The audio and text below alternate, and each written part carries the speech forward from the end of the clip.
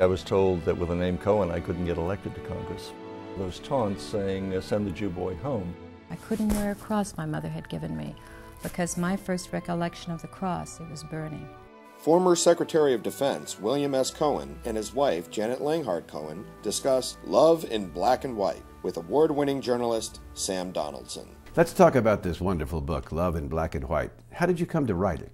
Well, after I read Janet's memoir, From Rage to Reason, I thought it would be interesting to show parallel lives, what she was doing at a certain age, what I was doing, and to take it step by step and talk about what was taking place in America in segregated Indianapolis and anti-Semitic Bangor, Maine, in terms of what was happening in my own life.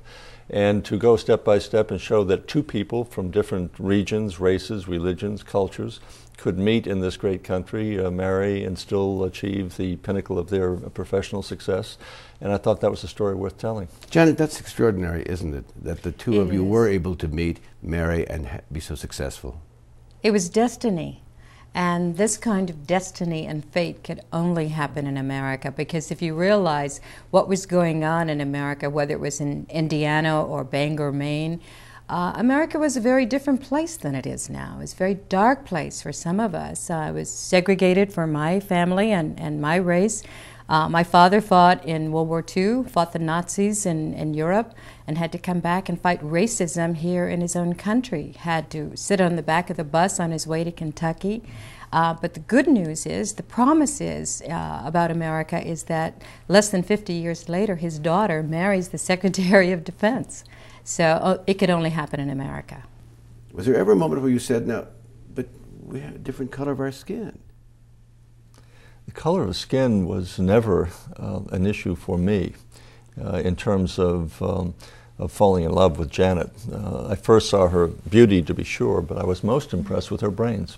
I've always been colorblind. As a matter of fact, I was raised to be colorblind by my father, who set the precedent by crossing a barrier in his life. When I listened to Bill say that he was colorblind, I have never been colorblind. Yeah. America's history and how we've been treated in this country won't permit me to have that luxury of being colorblind. I've always thought about color. I grew up seeing signs that said colored only, white only. What is the message you hope people take away from this book? What I want the book to do is to draw people back into the past of this country in terms of its pain, but also to show the promise of this country. And what Janet and I were able to demonstrate in the writing of this book, or I hope we've demonstrated in the writing of this book, is that love does triumph, love does conquer all, and the United States of America is the only country that I can think of that the two of us could get married, could continue to achieve professional success, and to be we hope, a symbol to the rest of the world that America really does stand for its ideals and backs them up. The two of you lived as young people during a period when this country really had problems coming to grips with race.